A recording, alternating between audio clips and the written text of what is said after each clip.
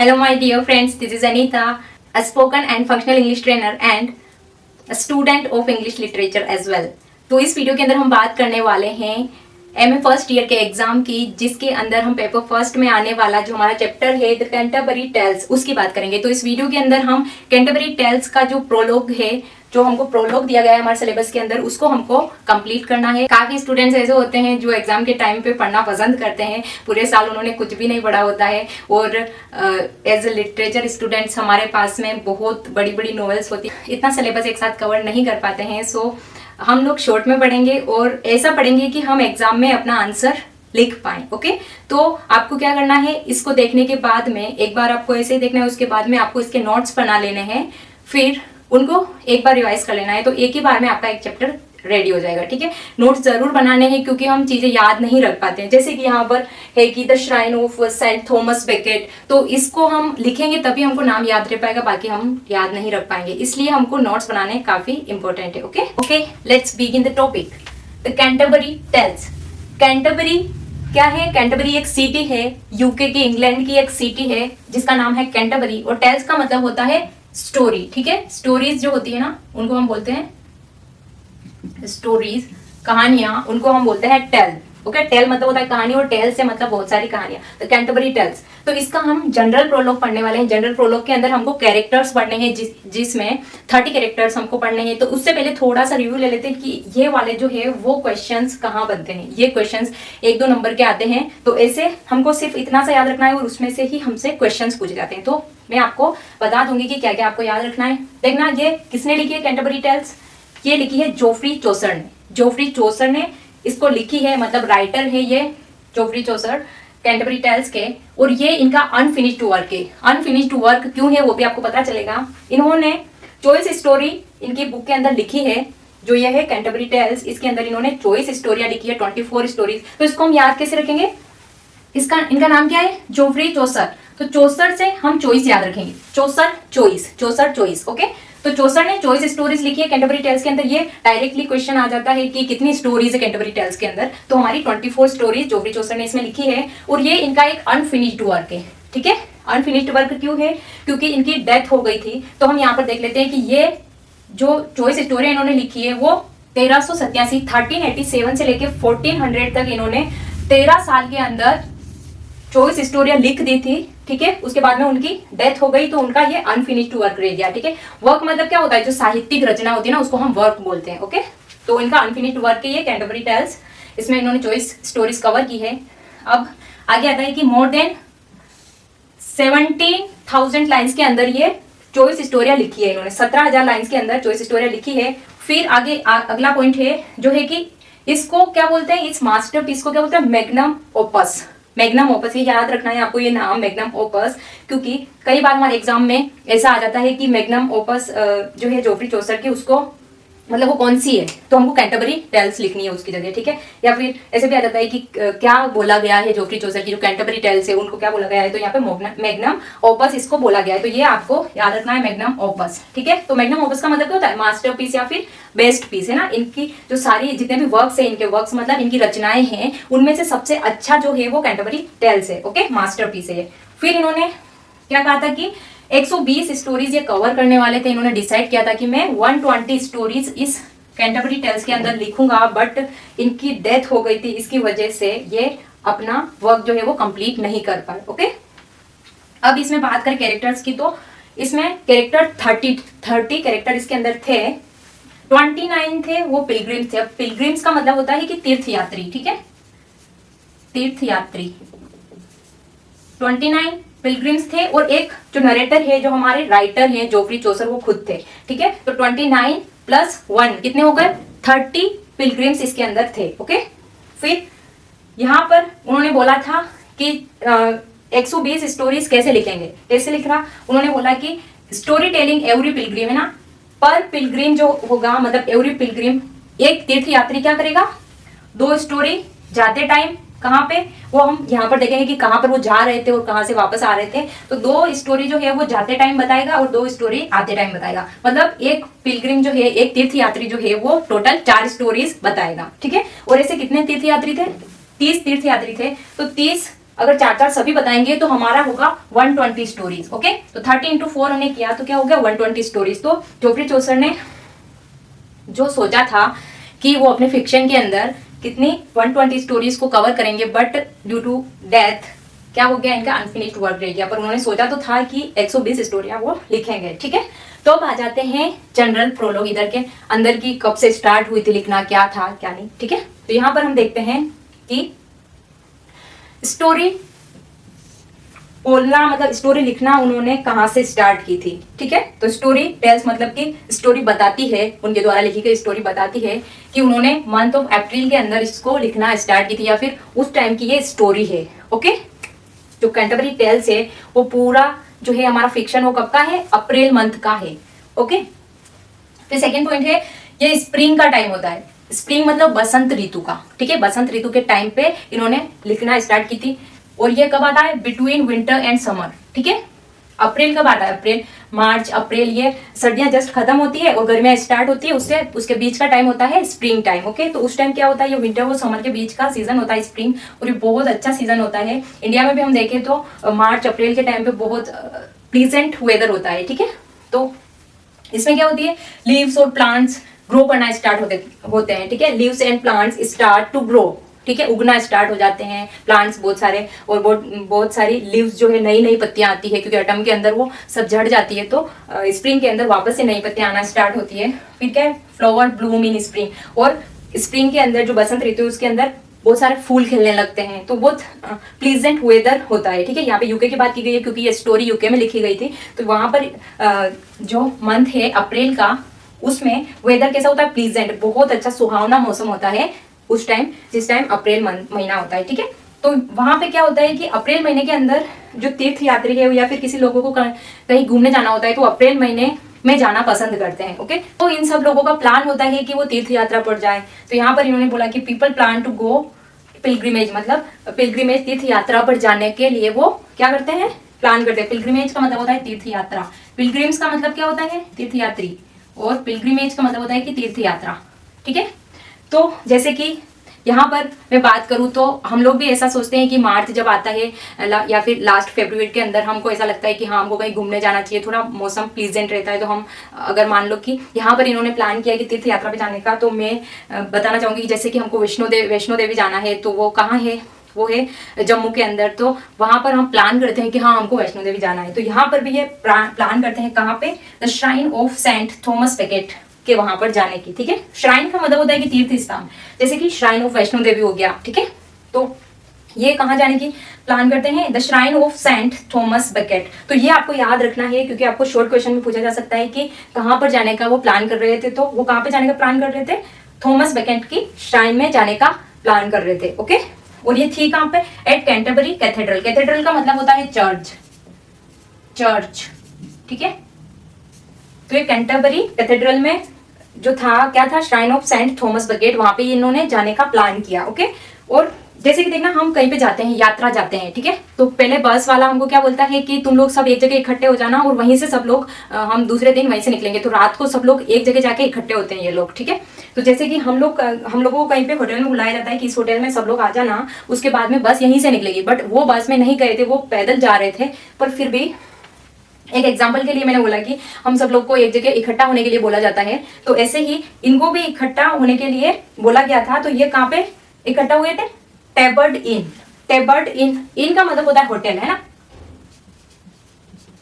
तो टेबर्ड इन के अंदर इनको ये सब इकट्ठा हुए थे। उसमें से 29 कौन थे, पिलग्रिम्स थे, तीर्थयात्री थे, और रात को वहां पे इकट्ठा हुए थे एट नाइट। और फिर एक कौन था, चौसर। ठीक है, एक जोफ्री चौसर जो थे वो थे। तो ये टोटल सारे कितने हो गए, ये 30 पिलग्रिम्स हो गए थे टेबर्ड इन के अंदर। तो टेबर्ड इन भी आपको याद रखना है, टेबर्ड इन। ओके, और इन का मतलब होता है होटल। और टेबर्ड इन का जो संचालक था, जो होस्ट करता था ना, वहां पे संचालक हम बोल सकते हैं हिंदी में। तो होस्ट कौन कर रहा था उसको, होटल को, हैरी बेली। ठीक है, हैरी बेली था। तो यहाँ पर मैं एक इमेज थोड़ा सा ड्रॉ करना चाहूंगी ताकि आपको समझने में डिफिकल्टी ना आए, या फिर आपको सब कुछ क्लियर हो जाए अच्छे से। ये है हमारी होटल टेबर्ड इन। ठीक है, टेबर्ड इन। ओके, ये है। और यहाँ पर ये लोग कितने आए, ये 30 लोग जो है यहाँ पर इकट्ठे हो जाते हैं। और उसके अलावा एक और यहाँ पे कौन रहता है, जो होस्ट है, ठीक है। तो मैं यहाँ पे आपको होस्ट को याद रखने के लिए सिर्फ ऐसा बना रही हूँ।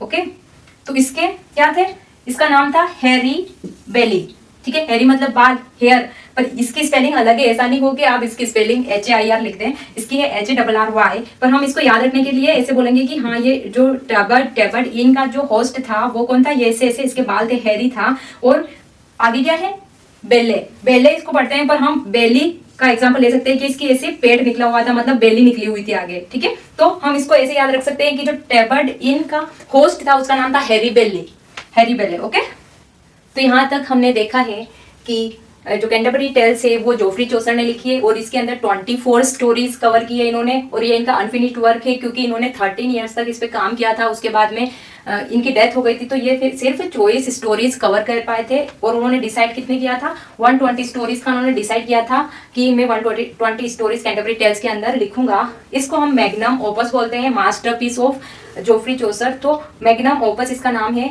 और मोर देन 17,000 लाइन्स में इन्होंने क्या लिखी थी, ये 24 स्टोरीज लिखी थी। और कैरेक्टर्स इसमें 29 है और एक खुद जोफ्री चौसर है। इनका स्टोरी टेलिंग का मतलब क्या था कि 4 स्टोरी जो है वो एक पिलग्रिम सुनाएगा, 2 जाते हुए कैंटरबरी टेल्स, 2 जाते हुए, कहाँ जाते हुए, यहाँ the shrine of Saint Thomas Becket. तो कैंटरबरी कैथेड्रल जाते हुए ये 2 स्टोरी सुनाएगा एक पिलग्रिम, और वापस आते हुए भी 2 स्टोरी एक पिलग्रिम सुनाएगा। ओके, तो यहाँ पर मैं आपको बता देती हूँ कि ऐसे ही करके इन्होंने 30 पिलग्रिम की 4-4 स्टोरी से 120 स्टोरी लिखने का डिसाइड किया था। और उसके बाद में एक और आते हैं ये हैरी बेली। तो ये जो हमारे हैरी बेले जी है, इन्होंने बहुत अच्छा इनको सजेस्ट किया कि तुम सब लोग तीर्थ यात्रा के लिए जा तो रहे हो, बट है ना, अगर तुम चुपचाप चले जाओगे और चुपचाप वापस आ जाओगे तो काफी बोरिंग नहीं हो जाएगी तुम्हारी पिलग्रिमेज, तीर्थ यात्रा तुम्हारी बोरिंग हो जाएगी। तो क्यों ना हम लोग ऐसा करते हैं कि 2-2 स्टोरीज जो है वो पर पिलग्रिम से हम सुनेंगे, और ऐसे ही करके जिसकी सबसे अच्छी स्टोरी होगी उसको वापस आते टाइम में, जब हम वापस इनके अंदर आ जाएंगे, टेबर्ड इनके अंदर, वहां पर वापस उसका खाना जो होगा, जो रात का होगा डिनर, उसका खर्चा हम लोग सब, जो विनर होगा उसका सब लोगों को खर्चा देना पड़ेगा, मतलब उसके लिए डिनर फ्री होगा। ओके, तो ये सजेस्ट कौन करता है, ये हैरी बेले सजेस्ट करते हैं। फिर बात आती है कि अब स्टार्ट कौन करेगा स्टोरी बताना, ठीक है। मतलब 29 और एक जो जोफ्री चौसर थे वो थे, तो इन 30 लोगों में से सबसे पहले स्टोरी कौन बताएगा, क्योंकि 2 स्टोरी जाते टाइम बतानी है, वो 2 स्टोरी आते टाइम बतानी है। तो जाते टाइम सबसे पहले स्टोरी कौन बताएगा, तो इसके लिए उन्होंने क्या किया कि अब कैसे डिसाइड करें, कोई अपने आप तो आ नहीं रहा था आगे, तो उन्होंने बोला कि हम एक ड्रॉ स्ट्रो करते। स्ट्रो का मतलब क्या होता है, घास फूस ऐसे ले ली उन्होंने और ऐसे खींचने लग गए कि जिसकी भी घास बाहर खींच जाएगी, मतलब उस टाइप से कुछ किया होगा। जैसे कि हम लक का टेस्ट करते हैं, जैसे कि हम लोग कागज में किसी का नाम लिख के ऐसे फेंक देते हैं ना, अपन बोलते हैं कि हाँ जिसका नाम आएगा उस हिसाब से उसका नंबर आएगा, ठीक है। तो उन्होंने ड्रॉ स्ट्रो किया था, मतलब कि जो घास फूस है उनको कुछ खींचा था, उस टाइप से कुछ किया था उन्होंने। तो जिसकी घास खिंच गई थी उसका नाम पहले आया। तो यहाँ पर सबसे पहले स्टोरी टेलिंग का नंबर आया था नाइट का, ठीक है। तो नाइट जो है वो हमारा फर्स्ट कैरेक्टर है। यहाँ पर स्टोरी टेलिंग से पहले जोफ्री चौसर ने हमें सारे कैरेक्टर्स के बारे में बताने का, डिस्क्राइब करने का जो है वो डिसाइड किया। तो हमारा जो चैप्टर है इसके अंदर हमको सिर्फ प्रोलॉग पढ़ना है, और प्रोलॉग के अंदर क्या है, सिर्फ कैरेक्टर्स, जो 30 कैरेक्टर्स हैं वो कौन कौन से हैं, कैसे हैं, क्या है, वो सब इसने प्रोलॉग के अंदर बताया है। तो हमारे सिलेबस में MA फर्स्ट ईयर के अंदर जनरल प्रोलॉग है ओनली, तो इसको हम कवर करेंगे। हम इस पे लॉन्ग क्वेश्चन भी आ जाते हैं, शॉर्ट क्वेश्चन भी आ जाते हैं, तो उस हिसाब से हम इसको कवर करेंगे। तो 30 कैरेक्टर्स हमको पढ़ने हैं, कौन कौन से कैरेक्टर्स है, क्या है, वो सब हम देखने वाले हैं। ओके, पहला हमारा कैरेक्टर कौन सा है, नाइट। अब नाइट में क्या क्या खूबियां हैं, क्या खूबियां नहीं है, वो सब हम बात करेंगे। तो बात कर लेते हैं अब नाइट जी की, कि क्या इनके कैरेक्टर्स है, क्या इनकी क्वालिटीज है, इन सब के बारे में हम बात करते हैं। फर्स्ट हमारा कैरेक्टर कौन सा है, नाइट, जो हमको स्टोरी पहले बताएगा। ओके, ये हमारे सिलेबस में नहीं है इसकी क्या है स्टोरी है, बट इसके जो कैरेक्टर क्या है, इसकी क्वालिटीज क्या है, वो सब हमको हमारे सिलेबस में देखने को मिलती है। ओके, तो द नाइट इसका नाम है। ओके, तो ये जो कैरेक्टर है नाइट, वो सारे जितने भी पिलग्रिम्स हैं उनमें से सबसे नोबल कैरेक्टर, बहुत अच्छा महान कैरेक्टर है। ये किसने कहा, ये नरेटर ने खुद ने कहा है। जोफ्री चौसर जी जो है वो बोलते हैं कि नाइट जो बंदा है ना वो सबसे अच्छा बंदा है, ठीक है, सारे पिलग्रिम्स के अंदर। तो यहाँ पर इसको ऑक्यूपेशन देखिए, इसका तो ऑक्यूपेशन क्या है, इसका व्यवसाय क्या था, वो था रिलेटेड टू कैवेलरी। कैवेलरी मतलब होता है घुड़सवार। घुड़सवार सेना जो होती है ना, जो घोड़ों पे चलती है, घुड़सवार सेना। ओके, जो एक यूनिट होती है मिलिट्री की, कैवेलरी, घुड़सवार सेना, उस यूनिट को हम कैवेलरी बोलते हैं। ओके, कैवेलरी आपको याद रखना है कि कैवेलरी से रिलेटेड था कौन, द नाइट। ओके, तो इसका करियर जो है मिलिट्री के अंदर वो काफी अच्छा रहा था, गुड मिलिट्री करियर इसका रहा था। मेरे से यहाँ पर मैंने बनाने की कोशिश की है नाइट जी को जो घोड़े पर बैठे हैं, बट मेरे से अच्छे नहीं बने हैं, तो मैं इनका यहाँ पर फोटो लगा दूंगी आपके लिए, तो आपको समझने में आसानी रहेगी कि इन्होंने क्या पहन रखा था और कैसे ये रहते थे। ओके, तो मेरे से यहाँ पे ड्राइंग सही नहीं हुई, बाकी मैं ड्राइंग करने में काफी एक्सपर्ट हूँ, बट यहाँ पे मुझे टाइम नहीं मिला तो मैंने ऐसे ही बना दिया। ओके, तो यहाँ पे देखना, ही लव्स कैवेलरी, तो ये घुड़सवार सेना से बहुत प्यार करते हैं। इनका जो ऑक्यूपेशन है खुद का, उससे ये बहुत प्यार करते हैं, ऐसे कि हाँ मिलिट्री से बहुत प्यार करते हैं। ओके, तो यहाँ पर हमको इनका ऑक्यूपेशन देखना है कि ये किससे रिलेटेड है, ये है कैवेलरी से रिलेटेड, और ये कैवेलरी से बहुत प्यार करते हैं। इनका काफी अच्छा करियर रहा है मिलिट्री के अंदर, इन्होंने बहुत सारे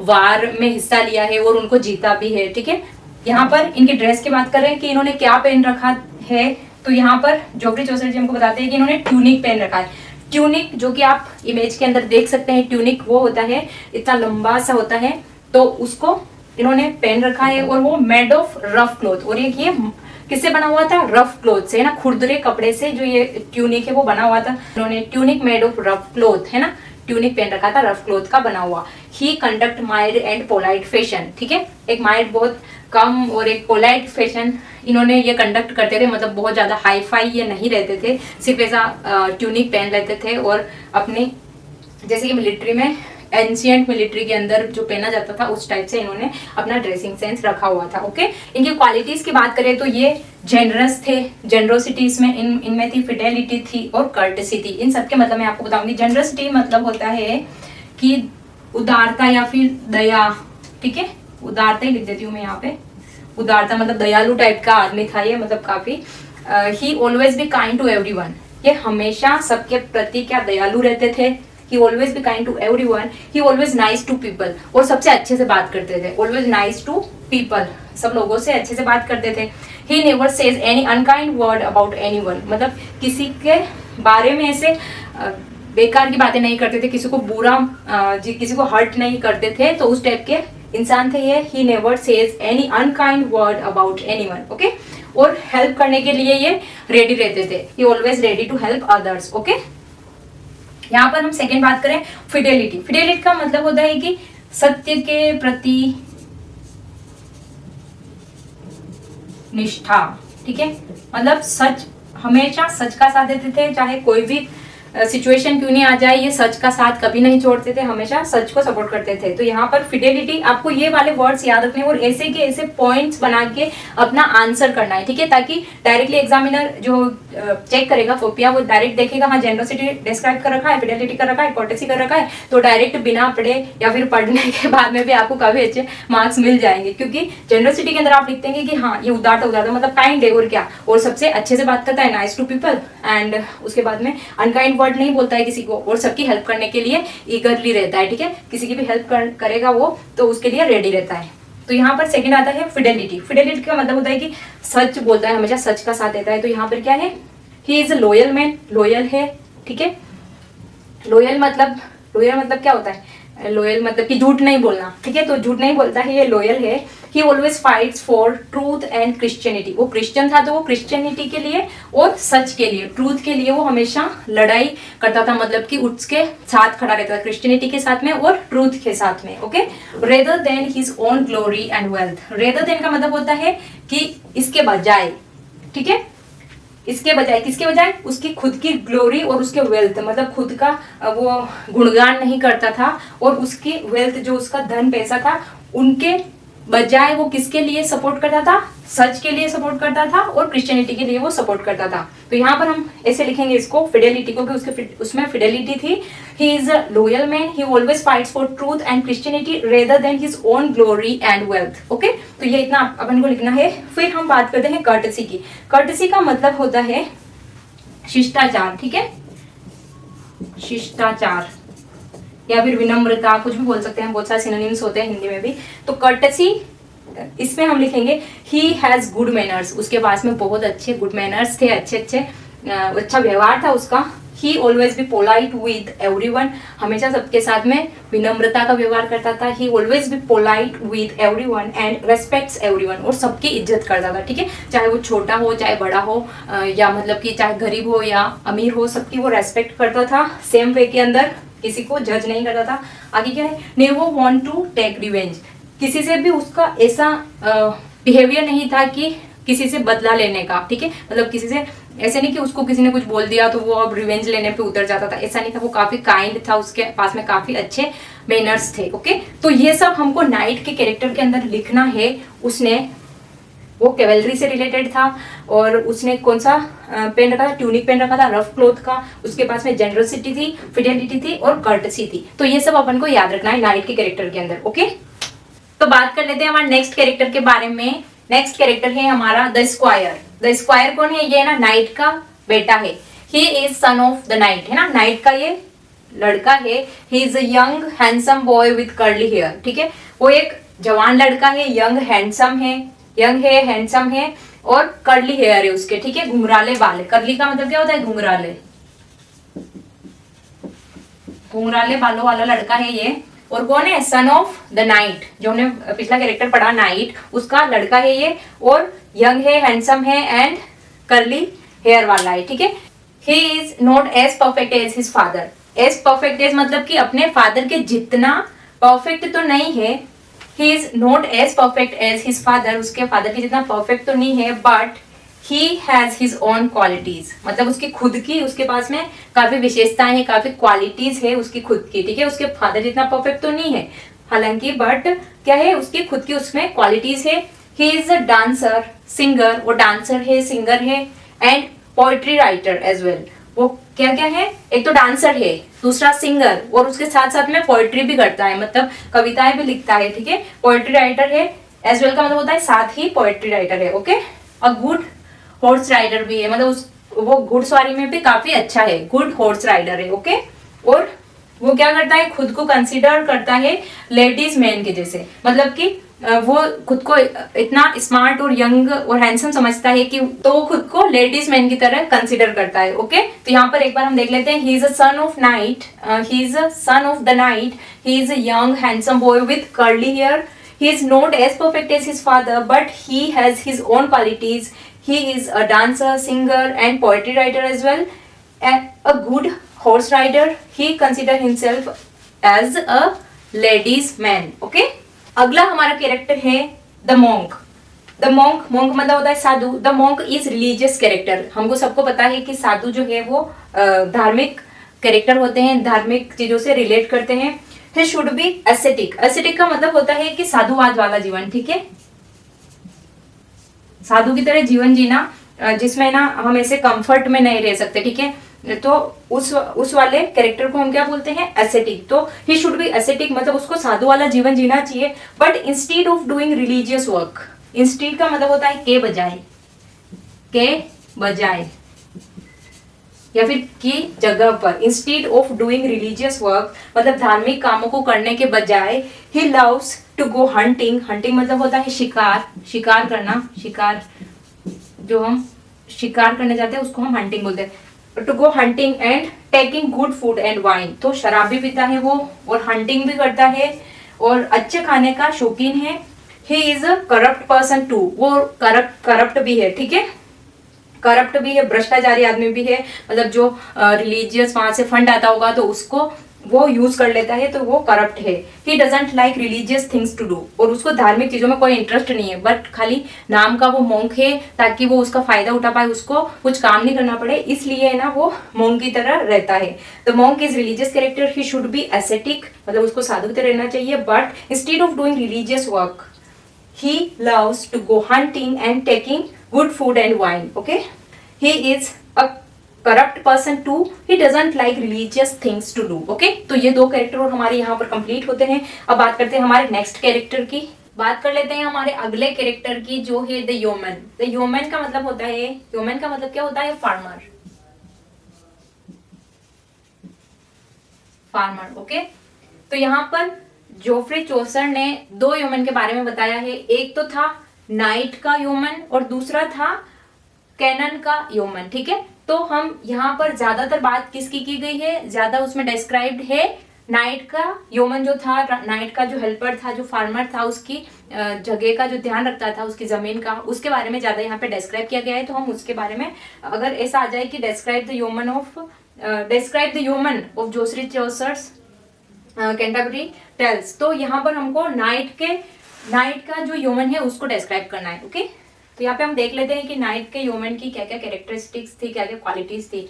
ही always dressed in green coat, जो नाइट का ह्यूमन था, मैं यहाँ पर दोनों ह्यूमन किस किस के थे, एक तो था द नाइट का और दूसरा था कैनन का, है ना। कैनन एक कैरेक्टर है जो भी इन 30 कैरेक्टर्स में से एक है। ओके, तो यहाँ पर हम बात करते हैं, he always dressed in green coat, वो हमेशा ग्रीन कोट पहना रहता था, एंड हुड नहीं होता है वो हुड जो सिर पे डालते हैं टोपी, उस वाले को वो पहना रहता था ग्रीन कोट, और हुड के अंदर वो हमेशा ड्रेस्ड अप रहता था। He is caretaker of knight's land. Okay, knight की जो लैंड थी, जो जमीन थी, उसका ध्यान रखता था। He has a bracer on his arm, bracer मतलब क्या होता है, वो जो धनुष बाण वाला टोकरा होता है उसको हम ब्रेसर बोलते हैं। Okay, he has a bracer on his arm and he keeps his arrows in proper way, और वो जो एरोज होती थी, उसकी जो बाण होती थी, जो तीरें होती थी, उनको वो प्रॉपर वे में अपने रखता था। ठीक है, he looks like forester with great archery skills, तो वो कैसा दिखता था, वो एक बहुत अच्छे स्किल्स के साथ में आर्चरी मैन की तरह दिखता था, जैसे कि वो फॉरेस्टर हो, है ना, तो वो ऐसा दिखता था। He looks like forester with great archery skills. Okay, ऐसा चौसर बोलते हैं। फिर हम दूसरे ह्यूमन की बात करें तो another human is assistant of canon. Canon जो है वो ये जो दूसरा ह्यूमन था जिसने 22वीं कहानी सुनाई थी, उसका बॉस था कैनन, तो उसका कैनन का जो है असिस्टेंट था ये वाला ह्यूमन। ठीक है, cannons assistant is not much described bye Chaucer other than a rough look and discoloured face. ठीक है, तो चौसर ने इसके बारे में ज्यादा नहीं बताया है, सिर्फ क्या बताया है कि वो क्या है, एक रफ लुक का है।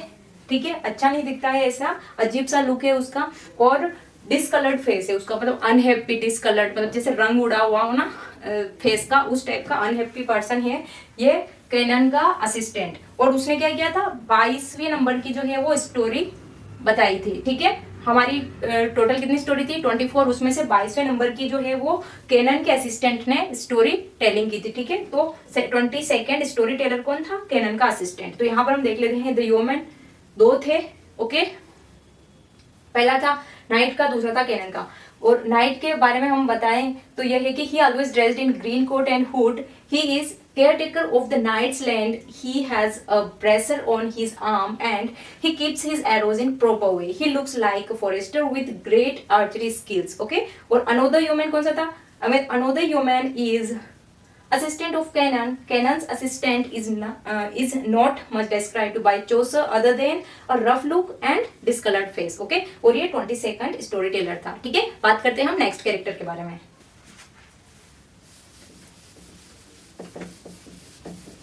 Okay, let's move on the next character. The next character is the fryer. तो फ्रायर कौन था, ये सबसे क्रिटिसाइज्ड कैरेक्टर था कैंटरबरी टेल्स का, और एक भिखारी था जो काम नहीं करता था, और जो चैरिटी का पैसा आता था ना उसके ऊपर ये जीता था। और वो क्या करता था, वो कंफर्टेबल लाइफ जीना चाहता था, और always try to cultivate relationship with rich man so that he can make profit. और जो रिच मैन होते थे, जो धनी लोग होते हैं, उनके साथ में रिलेशनशिप कल्टिवेट करने की कोशिश करता था ताकि उसको फायदा हो। ठीक है, मैं सबको अच्छे से समझा देती हूँ।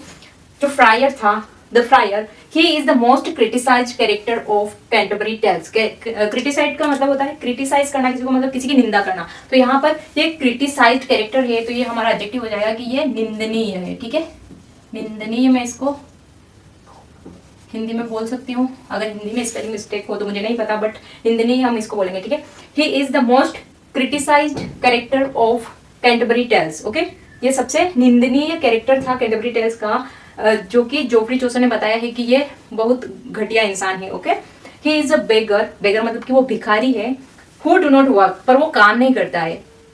Okay, he is a beggar who do not work, यह भिखारी है जो कि काम नहीं करता है, but he lives on the charity of others, charity मतलब क्या होता है कि दूसरे का जो हम किसी के लिए चैरिटी मांगते हैं, मतलब कि हेल्प मांगते हैं दूसरों से, जो दान पुण्य होता है ना, उसके ऊपर ये अपना जीवन बिताता है। He lives on the charity of others. Okay, उनके लिए मांगता है, ऐसे कि जैसे कि कोई एनजीओ वगैरह चला रहा होता है तो उनके लिए मांगता है, बट यूज उस पैसे का ये खुद करता है। ठीक है, he lives on the charity of others. He wants to live comfortable life. तो उसको क्या करना चाहता है, वो एक कंफर्टेबल लाइफ जीना चाहता है। He always try to cultivate relationships with rich man. ठीक है, वो हमेशा क्या करने की कोशिश करता है, कल्टिवेट करने की मतलब बनाने की कोशिश करता है रिलेशनशिप्स विद रिच मैन, जो धनी व्यक्ति होते हैं उनके साथ रिलेशनशिप्स बनाने की कोशिश करता है, सो that he can make profit. So that मतलब ताकि वो क्या कर सके, प्रॉफिट ले सके, उससे लाभ उठा सके उनसे। ओके, ही वियर्स एक्सपेंसिव क्लोथ्स। वो हमेशा कौन से कपड़े में रहता है, वो एक्सपेंसिव मतलब कि बहुत महंगे कपड़े पहनता है, जबकि भिखारी है फिर भी वो दूसरों के नाम पर चैरिटी ले लेता है और वो एक्सपेंसिव क्लोथ्स हमेशा पहने हुए रहता है। ओके, अब हम बात करते हैं, नेक्स्ट हमारा कैरेक्टर है the wife of bath. The wife of bath, तो यहाँ पर ऐसा नहीं है कि ये बाथ की पत्नी है, इसको इसलिए यहाँ पर ऐसा कहा गया है क्योंकि ये बाथ की रहने वाली है। बाथ क्या है, एक टाउन है। ओके, एक टाउन है जो कहाँ है, एवोन रिवर के ऊपर ये बना हुआ है लंदन में। तो यहाँ पर ये बोलता है कि द वाइफ ऑफ बाथ, उसका कैरेक्टरिस्टिक्स ये बताता है कि she is very interesting woman. ठीक है, वो बहुत ज्यादा इंटरेस्टिंग वुमन है, क्योंकि इसमें आपको पता चला है क्यों है, क्योंकि she had been married 5 times. 5 बार इसने शादियां कर चुकी है, ये 5 बार शादियां कर ली है। She had a lot of affairs in her young age. ठीक है, 5 बार तो उसने शादी कर ली है, उसके अलावा भी इसके पास में बहुत सारे क्या है, यंग एज के अंदर इसके अफेयर्स थे। Okay, she is a lusty women. Lust मतलब आप समझते ही होंगे, तो ये थोड़ा उस टाइप की वुमेन है जो कि मेंस को हमेशा ऐसे अट्रैक्ट करने की कोशिश करती रहती है। Okay, she interested in talking about richness. वो हमेशा थोड़ी अमीर टाइप से बात करने की कोशिश करती है ऐसे, और बोस्टिंग करती है, मतलब कि ऐसे शेखियां मारती रहती है, तो उस टाइप की है वुमेन है। She is deep in 1 year, तो एक कान से तो वो बहरी है। ठीक है, फिर भी उसने 5 शादियां कर रखी है और उसके कई सारे अफेयर्स भी थे। अब वो क्या है, एक कान से बहरी है। She has gap between her front teeth. ठीक है, तो उसके दांतों के बीच में यहाँ पर उसके गैप है। तो उस वाले जो कंडीशन होती है ना, ये दांत के बीच में गैप वाली, तो उस टाइम जो जोफ्री चौसर का टाइम था 1400 वाली सेंचुरी के अंदर, इसको अट्रैक्टेड वुमेन कंसिडर किया जाता था। जिसके फ्रंट टीथ के अंदर गैप होती थी ना, तो उसको consider as attractive women. Okay, तो ये काफी अट्रैक्टिव लगती थी उस टाइम पे, इस वाले कैरेक्टर को काफी अट्रैक्टिव कंसिडर किया जाता था। ओके, तो हमने देखा है the fryer and the wife of bath. Okay,